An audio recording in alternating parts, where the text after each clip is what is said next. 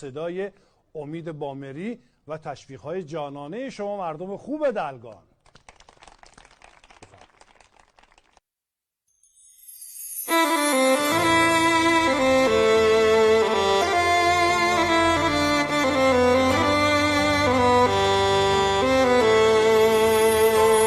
من سلوا تو جاکان دوه جی و جان، من جوشان و دردان توه مهربان، من بی کس بیارن چه تو بی ترا، من شامل تی هر دعای تها، من یارم جانه منی روح و روانه، جهانه منی دردان مرهم، تو طبیب و تو همدم، من دل جمع با تو که دانه.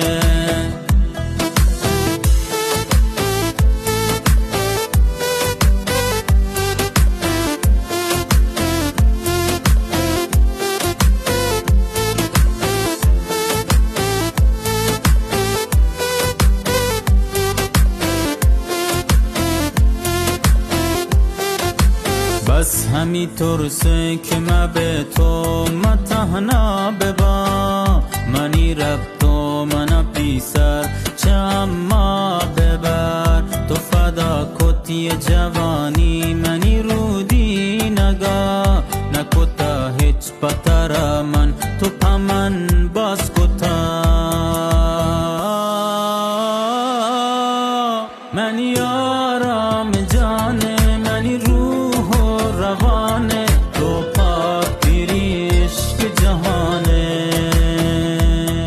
منی دردان مرهم، تو طبیب و تو همدم، من دل جمع با تو که دانه.